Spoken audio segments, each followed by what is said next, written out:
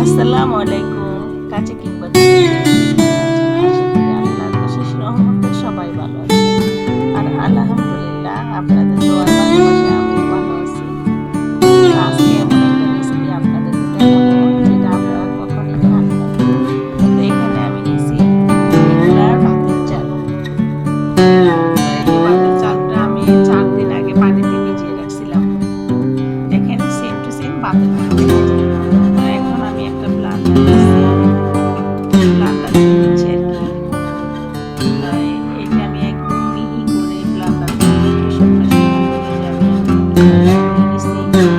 এভাবে আমি সবগুলো ব্লান্ডার করবো, তো আপনারা দেখতে থাকুন।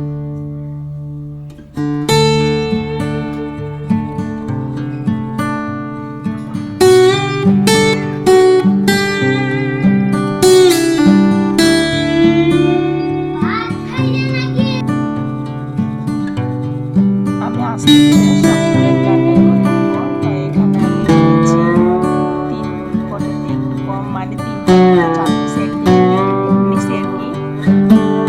পরে 1 কেজির কাছাকাছি। এখন আমি সবগুলো একদম মিহি করে নিছি। আর এই রেসিপিটা বানাইতে শুধু লবণের দরকার হয়। আর আরেকটা কথা বলে দেই, চালটা ভালো মতো ধুয়ে 3-4 দিন ভিজিয়ে রাখবেন, যখন তখন দেখবেন একটু টক টক হবে। তারপরে অথবা শিলপাটাতে বাটতে পারেন, ব্লান্ডারও করতে পারেন, কিন্তু এরকম শুকনো করে ব্লান্ডার করতে হবে, কিন্তু একদম ভিজা ভিজা থাকা যাবে না। একদম শুকনো, হাতের সাথে যাতে লেগে না থাকে এরকম করে ব্লান্ডার। দেখছেন আমার হাতের আর এখানে কিন্তু সুন্দর লবণ লাগছে। আমি লবণ দিয়ে সুন্দর করে মাখিয়ে এই যে মিষ্টি তৈরি করতেছি। এটাকে আমরা কি বলি জানেন? সরা মিষ্টি বলি। তো অনেকে কাঞ্চি সরা বলে, অনেকে সরা মিষ্টি বলে, মানে যে যেটা বলে আর কি। তো এরকম করে আমি আস্তে ধীরে সবগুলা বানাবো, দেখতে থাকুন।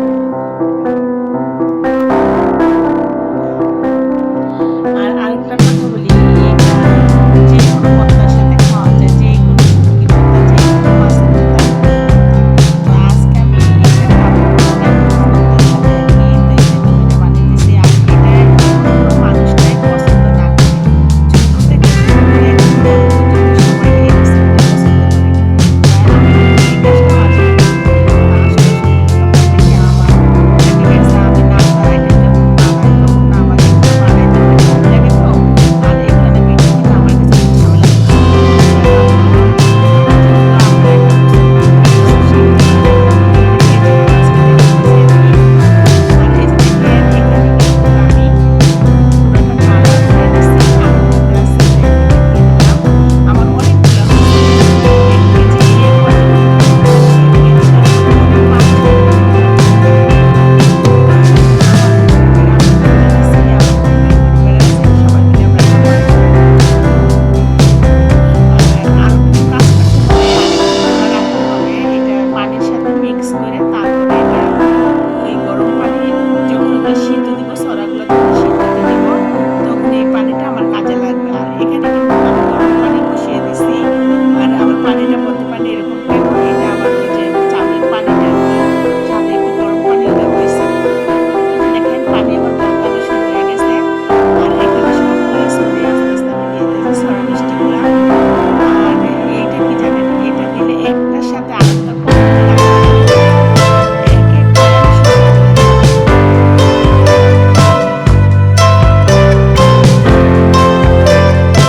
আর এই জিনিসটা বলতে যে আমার একদম মজা লাগে, বিশ্বাস করেন। যখন এভাবে এই রেসিপি বানাবেন এত সুন্দর হয়, চাল ভিজিয়ে রাখবেন, তারপরে মাঝে মাঝে মানে যখন এভাবে যখন সবসময় চাল ভিজিয়ে রাখবেন, অল্প কষ্টে চালটা মিক্স করে যখন খাবেন, তখন বুঝবেন যে অনেক মজা হয়। এটা আমার সবার কাছে শেষ চাল সেজন্য এই রেসিপিটা আপনাদের সাথে শেয়ার করলাম। তো কেউ কিছু মনে করবেন না, গলার আওয়াজটা একটু অন্যরকম হচ্ছে আর কি। আর এই যে দেখেন আমি কিন্তু দিয়ে শেষ করতে পারতেছি না, অনেকগুলা কিন্তু। তো মাত্র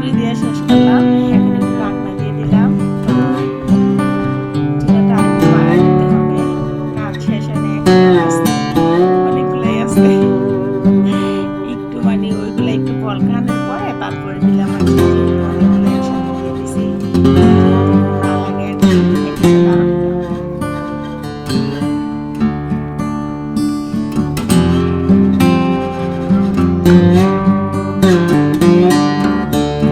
চুলাটা একটু বাড়িয়ে দিব। আর আজকে আমি এটা রান্না করছি, আজকে কিন্তু মানে অনেক বৃষ্টি হচ্ছে। এই যে দেখেন আমি লাড়া দিয়ে দিচ্ছি, দেখেন একটাও ভাঙবে না, সবগুলো অনেক সুন্দর হবে, একটা ছড়াও ভাঙবে না, প্রত্যেকটা জিনিস অনেক সুন্দর সুন্দর হবে। আর এটা রান্না বসাইছি, এত সুন্দর একটা ঘ্রাণ আসছে, মানে আমার মনে হচ্ছে আমি এখনই খেয়ে ফেলি, শুধু ভর্তাটা বানাতে দেরি হচ্ছে আর কি। এখানে কিন্তু তারটা দিয়ে দিতে হবে, আর একটু লবণ দিয়ে দিলাম, যেহেতু ছড়ার ভিতরে আমি মিষ্টি পিঠার ভিতরে লবণ দিচ্ছি, এখানে তো একটু পানির ভিতরে লবণ দিতেই হবে। আর কেউ চাইলে চিনি দিয়েও খাইতে পারেন, কিন্তু চিনি দিলে ভালো লাগে না, আর এটা লবণই স্বাদ বাড়ায়। আর এটা চিনি দিলে মিষ্টি মিষ্টি লাগে, তেমন খাইতে ভালো লাগে না। তো আমি আজকে মরিচ ভর্তা করবো আর কি। এই যে দেখেন রসুন আর মরিচ দিচ্ছি, এই ফাঁকে আমি ভর্তাটা করে ফেলতেছি, আর এখানে কিন্তু কেটে হইতেছে।